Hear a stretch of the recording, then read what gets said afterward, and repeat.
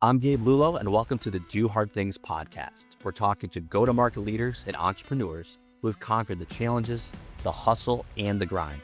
Get ready for real talk, real insights, and no fluff. But the hardest thing in the world right now is not actually closing deals, it's actually getting somebody's attention. If you don't have that hook in that first 5 to 10 seconds, guess what? They're going to scroll to the next one. You need to go in and you need to make it sound like yourself. That's the biggest piece of the puzzle. And I promise you, we can all tell. The people that are trolls and the people that are haters never done the thing that you're doing. I love doing this podcast because I get a front row seat to some of the greatest minds in sales. Gone are the days of saying stay in your lane. When you're an executive leader and you're an enterprise-wide leader, there are no lanes. You've got to be partners. Curiosity is like when the type of questions you ask is sometimes the value that you bring. I need you to tell me when you're ready to buy or what you're ready to do. And I think it's changed so much into like adding more value. And if you're not doing that, then you're definitely going to come off as desperate. High pressure selling is like a dinosaur tactic at this point. No parent is like, oh, you should be a salesperson when you grow up, right? Everyone's like a doctor, lawyer, whatever crap. It's never salespeople. It's not your job to motivate people. It's your job to find motivated people. It's not cockiness. It's not arrogance. It's confidence knowing I know this and I know that I can help you. From where I started to where I am today is all because I learned how to sell. And there's too many people who have only been doing this for 5 freaking minutes. Sit down, close your mouth, actually go out there and get yourself beat up, then come back and tell me if something is dead or not. That is exactly why I started this podcast, because right there, that's the epitome of doing hard things.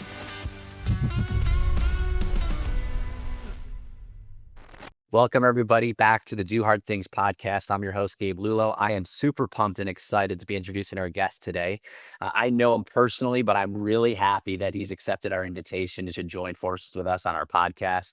As you know, it's the Do Hard Things podcast, and Frank is going to be taking you through his origin story, but more importantly, what he does professionally, and it's pretty epic. I also have worked with Frank in his coaching and his executive training, but Frank Ciccia is the CEO of the Luminaire Group. It's a leadership and organizational development consultancy, and he has a wealth of experience across higher education, for-profit corporations, non-for-profit corporations, and he's developed a strong track record for success in helping organizations, executives drive professional growth through leadership, talent management, and team building. He's got a great story. We're going to hear from him today, but he's also an adjunct professor and teaches students in executive and professional MBA programs at the University of Buffalo Management School. So Frank, good to see you, buddy. How you been? How are things going? Good. I'm doing really well. Thank you for inviting me.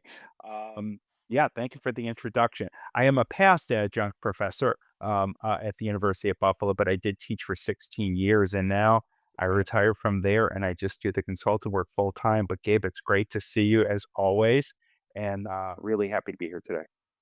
Awesome. Well, let's just jump right into it because you have an amazing origin story. But, in this podcast, we'd love to hear where people come from and how did they become, who they are and how successful they become. And you have an awesome story, but let's get into it. Take me through why are you doing what you're doing and how did you get to this point? Yeah, I always say is let me go way back. I was one of those people who didn't know what I wanted to do when I went to college. I knew I wanted to go to college. I knew I wanted to do something where I was, doing better than my parents did, and that's their only goal. Their goal for me was do better than they did. But I struggled through college, really trying to find that thing that was a good fit.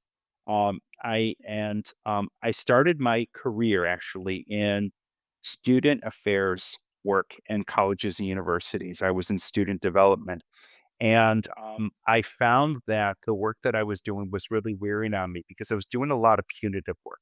It seemed like the work that I was doing, like judicial work, telling students they couldn't do this, having to be sort of the campus police loosely. And it didn't feel good. Didn't feel like the thing I wanted to do in my career.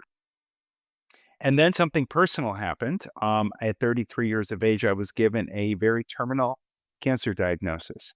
And I was told I had 2 to 4 months. And from that, I said, okay, what do I do? And make a long story short, we did some experimental stuff, some trials, and I'm here today. But what that experience made me do was it made me start to really take a look at who am I to my core? What is it that gives me the greatest amount of satisfaction? What am I passionate about doing? What do I find joy in doing?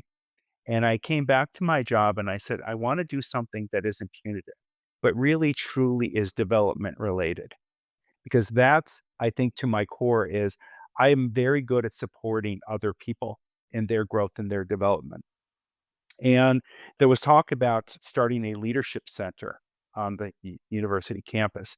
And I then said, I want in. And I was helping to create that and then became its first director. And we started that around 1997. And within 2 years, I believe we had more faculty and staff coming to the center than we did students. And what I quickly realized was, oh my gosh, there is a whole bunch of people on this campus who are leading people, departments, teams, academic units, and yet they're craving development. And I knew that that was my calling because I really felt like I connected with that audience, the audience that was really desperate for this information. From there, I just started to say, went back to school, started to do some side consulting work. And I said, I think this is it. And I ended up joining some organizations that I had done some consulting work for. And then in 2010, I said, I don't want to work for anybody anymore. I think I want to do this full time. I was teaching adjunct at the university, leadership. And then all I did is I just got myself really immersed in the leadership development. And that's what I do today. I do what I found to be core to who I am, which is I support the growth and development of other people. And I love doing that. But the journey to get there was a hard one. Absolutely. What a story. It's interesting because, we've had a lot of guests now on the podcast, and these uber, successful people usually have a very, you know, some tragedy, right? Very, scary stuff. We had a guest that, almost died of cancer. Obviously your scenario as well, very similar. I lost my, my father when I was very young, like these tragedies that really put it. Why do you think that is? Like, is everyone's dealing with this, or do you feel like successful people have some sort of, thing to prove, or some this gratitude because of this situation, and that what puts them on the right track to run to the top? Do you have thoughts there? Yeah, as I work with people who've been in very similar situations, a lot of executive leaders who I'm sure you've talked to as well, I find that whenever they are faced with crisis, personal crisis in their life, whether any kind of tragedy, anything, it makes, especially for me, look introspective. Like, oh my God, if this is all the time I have left, or tomorrow, like, you know, could be the end. And what it does, it says, okay, if I know that my time is limited, and I truly know that now, what do I want to do to make the most of the time I have left? I knew I wanted stronger personal relationships. I wanted to have a career and work that I was going to do that was truly rewarding. And it's that kind of experience that makes people go, for me and others I've talked to say, hey, our time is limited and this is the only life we have. And I'm not going to say in the future I'll do this. I'm going to do it now. Because tomorrow, and again, it just sounds so cliche, but tomorrow is not promised to us. And so we have to make the best use of it. And I knew too, the other thing is, prior to my cancer diagnosis, I wasn't also feeling good emotionally.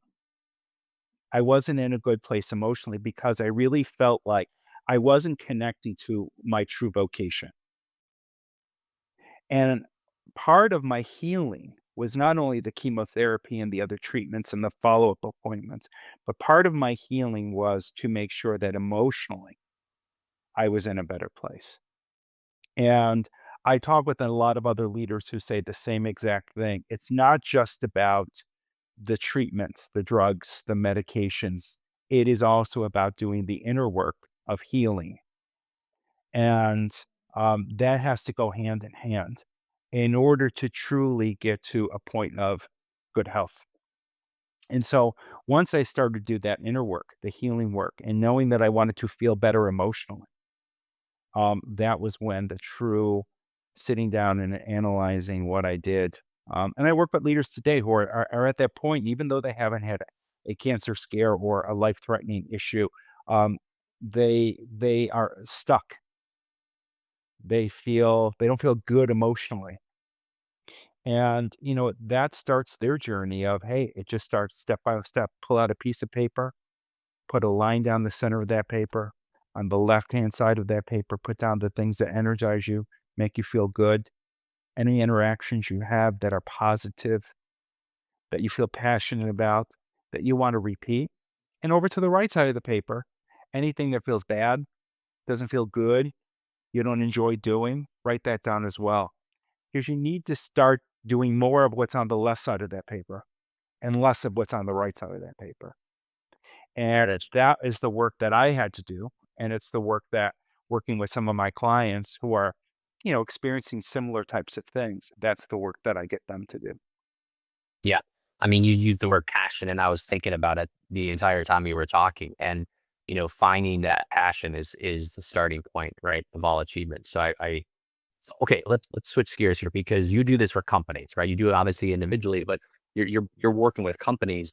How do you get that aligned? Because how do you get the company's initiatives and how do you get the company's core values and long-term vision aligned with the people within it, especially at the top? Because Yeah. sometimes they're focused on bottom line, they're focused on creating a good product, they're focusing on hiring and executing business. How do you get them to think that, hey, there's a bigger picture here and we have to get this aligned? How do you figure that out with them? Yeah. First, what I do is I assess where they're at.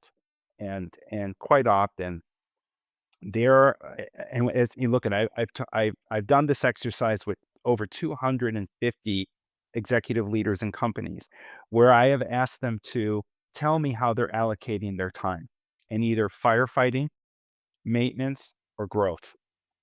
And firefighting is very reaction. It's very expensive. Maintenance is all about systems. It's all about creating stability, creating norms, aligning your values, aligning processes, norms. And growth is really about how do I make sure that we stay relevant? How do I stay competitive? How do I innovate? And I found that nearly 80% of those that I've talked with has said that they're spending between 50 and 70% of their time in firefighting mode and very little in growth mode. But yet they're the leaders in the organization who are responsible for creating growth. And yet they're spending very little time on that. Right. And so I go in and I assess. And then what I do is I go and say, okay, you got to move from firefighting to growth. In order to do that, you've got to create stability. And in order to create stability, that involves an investment of time. They quite often they want quick fixes. And I know I'll give you a long answer, but they want me to come in and say, Frank, you've got a day. Come in and fix all our leaders. Can you do a workshop or two? And Yeah, it's not a lightning bolt. I mean, there is how that, do you right? get them?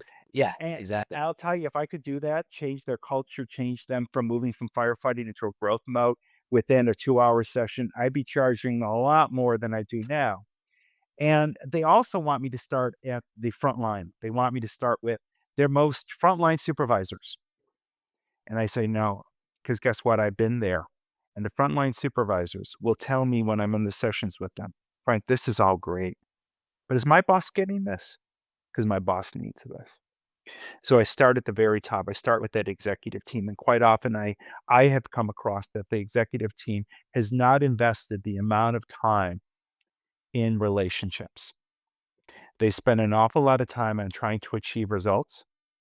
They spend an awful lot of time trying to um, innovate, but yet they're not aligning people around those great ideas. They're not building the relationship. And quite often they're not aligned. Um, Gone are the days of saying this term, stay in your lane. When you're an executive leader and you're an enterprise-wide leader, there are no lanes. You've got to be partners. So the way I do is I start with that executive team. getting them to identify what is your win? Like, what are you trying to achieve? And using a sports analogy, what is your Super Bowl? I call it the collective win because you've got to start with a mission that you're all committed to, that if you were to achieve, you all win. Everybody wins. But then what I do is to say, okay, I can have the best players on the team, but if I can't get those players to play well together, that great win that you want to achieve may fall to the wayside or you won't achieve it because you're not aligned. So it starts with identifying the win, getting them to align, and then giving them the skills necessary in order to achieve that win. And quite often, these are leaders who are leading lots of people. Yeah. But yet they got to that role quite often because they were very good at what they did, where they knew how to put out fires. And I refer to them as accidental leaders. Yeah. And so it's about giving them the skill necessary to lead the organization's strategy. And there are three of those: a financial one, an operational one, and a people one. And they need to have skill somewhat at various levels, but have some level of skill in all three of those categories. So it's about getting them to that so that they can then create greater stability that positions them to be able to grow and keep growing. Absolutely. You mentioned skill, right? So I'm sure you think through this a lot with a lot of your clients, but what is, I would say one of the most underappreciated skills that leaders really need today, especially, and how do you develop these skills into your clients? Well, it's interesting is that I was recently at the International Leadership Association conference, and one of the people who were on this panel, who was quite well known in the leadership development world, said that there are two things that are keeping leaders up at night. That and the work that they have done, the research that they have done, those two things is we have a lack of curiosity in the workplace that's causing a lot of problems. It's causing a lot of division. Is causing a lot of making to go into quick assumptions. It is causing people to be complacent. It is causing people to not think critically. And I think that that is and it is the thing that we are seeing a really deficit of today, a lack of critical thinking that will result in people being much more curious as opposed to judgmental.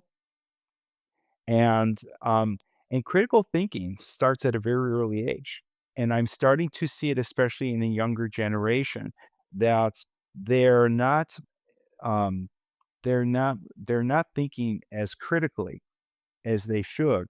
And if they are thinking critically, they may I see that an awful lot of people are are thinking critically, but yet they're doing it in a very negative way.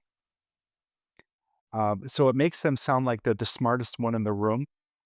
And instead of facilitating a conversation that brings together the collective intelligence of everybody in the room, they want to sound like the smartest one. So, and again, I'm rambling, but I would think that helping people to think more critically, help facilitate greater curiosity. And then the last is we have many, many generations today in the workplace. Yes. And yet we need to do a much better job of how we get those generations to have better synergy than we do today. Let's drill down on that because I'm also in a company, right, that has a lot of generations and they're very different. And it can be challenging. So what are some strategies that you found to help really build cohesiveness and also create a high performing team overall in a multi-generational, team environment?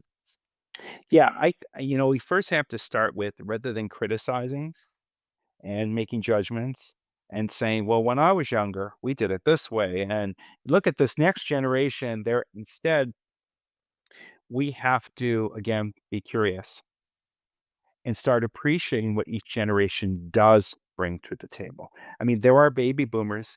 We're still in the workplace, and yet we can contribute a significant amount of experience, of knowledge, a track record of success, a work ethic that I think that we can teach others about. There are younger people who are entering the workplace today who are much more technologically savvy, are able to be much more flexible, spontaneous, and we have to learn that as well. And I think that if we could, instead of judging, identify what each of those individuals from the various generations bring to the table and leverage that and appreciate it. And we have to do a better job of getting them to partner with one another. And so I think mentoring programs are amazing. I think creating diverse teams of people from various generations are going to be crucial. So creating some structure around how they engage and then facilitating a process that allows them to engage in a much more proactive way are the things that I think we need to do. Yeah. You brought up two things, change and you brought up technology. And in this day and age, in our industry, we're dealing with a lot of technology companies. We work with and collaborate with them. But AI is the buzzword of 2024, 2025. And how do we handle change management? It's a key area for you. Obviously you help companies deal with change management. So how do you help these organizations embrace change, especially in revolving around new technology and implementation of it? Yeah, and I think that it's number one, it is about meeting people where they're at. So some people will embrace change much more quickly. I mean, you've got those people who are early adopters, they're originators, they love change for change's sake. And then you have those people who love much more incremental change. And again, we can't make a judgment about how we prefer to embrace change. Instead, what we have to do is come to the realization that change is a constant thing. And if we don't change, we will become stagnant and we will become extinct. Now, given that, there is a right way to lead change and a wrong way to lead change. And the right way to lead change involves a number of components. And if organizations can learn these components, they will find that the more and more they embrace, take on change initiatives, the easier it will get. It always starts with a vision for success. What are we trying to achieve when it comes to this change? What's the end in mind? What's our bullseye? They have to give people the necessary knowledge and skills in order to meet that change, right? That's needed in order to achieve that vision. They've got to get buy-in. And that is the one that most organizations struggle with. They mandate change. They don't explain the why. They don't provide the rationale. They don't really explain how we can be better off. All of us can be better off as a result of this change. What's in it for me if I make this change? We have to have those conversations. Some people will move faster than others, but we've got to get that buy-in because if we don't get that buy-in, we're going to get resistance.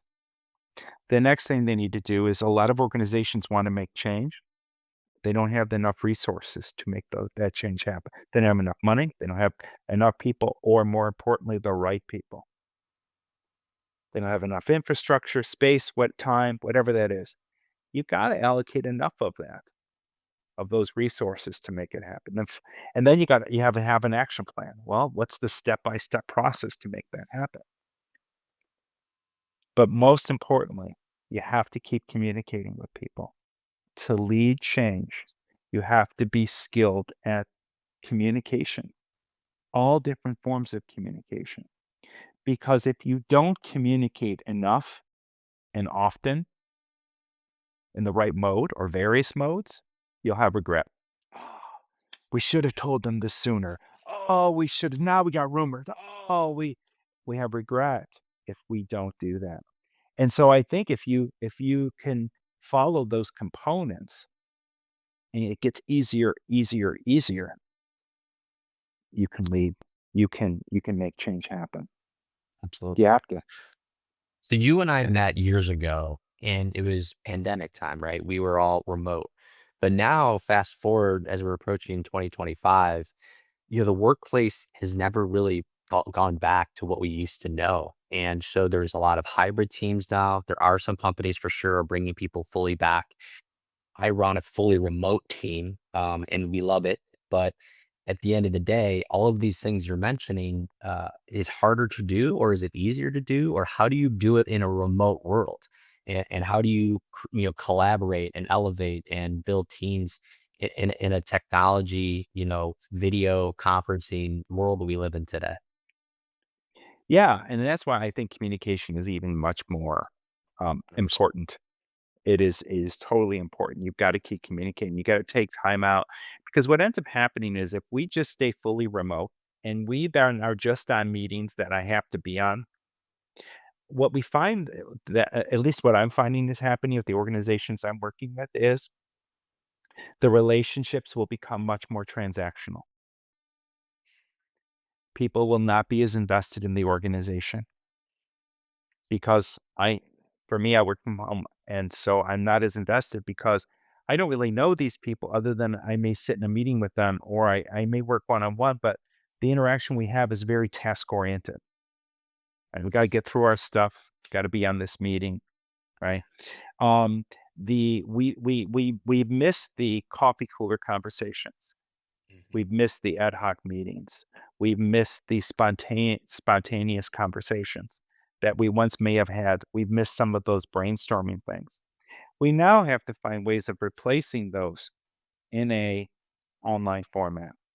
So just setting up regular connection meetings with people, having some more informal meetings that not only focus on tasks, but talk about relationship. And those have to be structured. So a lot of the organizations, I teach them what's called a team alignment exercise. And in this team alignment exercise, we're really assessing our relationships, how our team is operating or how two individuals are operating based on certain criteria. And we talk about those. And then we talk about now how we assess them, that criteria. Are we are we how are we mutually supporting one another is one of them. How we are communicating is another one. How we are engaging in conflict is another one. But there's a series of these things that, let's say you and I are working together, Gabe. You and I would sit down and we kind of talk about how we think we're doing, you and I, as colleagues, as partners, as team members, or we can do this with a group of people. And then what we do is we give it a score. But more importantly, we talk about what do we need to do to raise that score? And so because we're in a online arena, we're in a virtual world, we have to create these deliberate and intentional ways in which we engage around relationship, but we have to give some structure to it. Yeah. So we talk a lot about what you provide your clients, and it's incredible. But you're also your own business owner. You're also running your own company. And what we're finding is networking, community engagement, referral programs, social media, the LinkedIn, TikTok, generation is all over. We right now provide a content creation offering to CEOs because, every CEO right now is its own marketing head of marketing these days. So how does that how do you see that playing out? Like, where do you see executives? Why are they spending so much time doing thought leadership and writing blogs and doing so much content? I mean, shouldn't they be in boardrooms and executing their teams? I mean, where do you see this? Why do you see this happening right now? Because it is across the board where founders are more Yeah. marketers than they are executives. Well, I think ultimately we are all in the relationship business. Yeah. You can have a great product, can have a great service, but if nobody knows about it or nobody can speak to it or no one was able to rave about it, then it's a great secret. And the other thing too is that we are in a world where the referral, the recommendation is all, look at if I shop on Amazon and I look at a product, I'm looking at the reviews. And what's happening today is we're in a review world. And so I've been very fortunate that um, today 100% of my business comes from word of mouth. I'm very fortunate. And that is great, but it did start there. And I still have to get out there and let others know what I'm doing, the kinds of work that I'm working on, because I want to make sure that if I have something that can help someone, that they're aware of who I am so they can leverage that and take advantage of it. And I think in the business world today, people want to go with someone they know is trusted. So that's why, hey, if I've got a relationship with you, you know me. If you're happy with my product, you're going to refer me. If you're unhappy with my product, because we have a relationship, you're more likely to give me feedback and tell me you're unhappy, as opposed to you just moving on. Right. Relationships are key. They are the most vital component of a successful business. So relationships is quintessential, and it is to customer facing, it is to clients, it's also internal, right? How do you build trust? And I know we were talking about in remote world, but just generally, like how is building these relationships internally in the company and also outward facing to our prospects and our clients? How do we build trust in 2025? I mean, what are the things we do? That's an easy answer. It's very easy to do that. And the way to do that is whatever you promise, deliver on it. The key to every successful business, or one of the keys to, I should, because I've talked about lots of keys to successful business, but I think one of the most important, vital components of any business, I think it is the most vital part of your value proposition, is your ability to deliver on the promises you make to your customers. That builds trust. If you make a promise and you can't deliver on it and you consistently can't deliver on it, they're not going to trust you. Cool. And so going back to those relationships, you will get word of mouth referral. You will get rave reviews because you established a trusting relationship by doing your best, trying your hardest, and consistently delivering on the promises you make to the customers that you serve. Because now, if I'm a CEO and you've delivered on your promises to me and I'm referring you, I'm only going to do that if I trust you. I am not going to risk my brand, my reputation by recommending someone who I don't trust. That's it. So you have a framework, you have programs. Can you highlight some of that for us so we can love to have some people reach out to you? Talk me through some of your programs right now. Yeah, our primary base programs are, we offer two programs. One that's called a Leadership Foundations program. It's a 6-month program that combines a series of workshops that are either virtual or in person. But every single participant gets a coach. So I contract with a whole cadre of coaches who I use for these programs. And so that 6-month program is really designed for individuals to lead in, for people in their program to lead individuals and teams. There's a second program that's an 8-month program called a Leadership Comprehensive Program. That's designed more for more senior leaders in an organization, directors, senior leaders, people who need to work beyond just understanding how to lead individuals, how to lead teams, but they need now to understand things about how to lead the organization. That's when we get into things of how you lead change, how you move out of firefighting to growth, how you align your culture, your values, your norms with your strategy, with your people. We start to get into more higher level discussions on what it means to lead within the enterprise. And that's our comprehensive program. That's an 8-month program. And that involves those monthly workshops, seminars. It also includes one-on-one coaching, but it also involves a lot of teamwork. They have to do a lot of work on their own in this program. There may be even more involvement of the most senior leaders of the organization if they haven't gone through the program already. Their involvement in that 8-month program is crucial. It's crucial. We do a lot of what we call one-offs. We do a lot of day-long workshop, half-day, full-day workshops on various topics. We do a lot of retreats. I probably do about 20 to 25 2 or 3-day retreats where we focus on how do we identify that collective win? How do we align this leadership team towards our strategy, our goals? How do we really think of each other as partners as opposed to competitors? So we focus a lot on that. I do a lot of one-on-one coaching. So a lot of executive coaching, I just will work with individuals one-on-one outside of those programs as well, because it's maybe one or two individuals from an organization who need that. So, and then, each year there's some clients I've been working with for 12, 13 years. And so each year I just sit down with them and say, okay, let's look at where we're at. Let's look at the culture. Let's look at those engagement surveys. Let's look at those developmental goals that you put in people's performance reviews. And let's craft something that will help address your development needs, your people needs with the organization. Next year, let's put something together for you. So we do that. It's incredible. You mentioned something that I just need to double down on, because I'm still the final stage of every interview and we hire a lot of people. And one of the biggest questions and things that new candidates and new hires are looking for from our company and others is culture. It's been like the theme word. Just like AI, I guess, has been the theme word for businesses. For hiring, it's been culture. People are looking, they're not looking at salary, even though obviously it's very important, but they're looking at environment and they're looking at culture more than ever before, in my opinion. Do you see that happening as well within the clients you're working with? And moreover, how do you foster, or what are some of the starting points? That's a long conversation. What are some of the starting points to get your culture aligned? Number one, it's to have one consistent culture, because see, you will have a culture.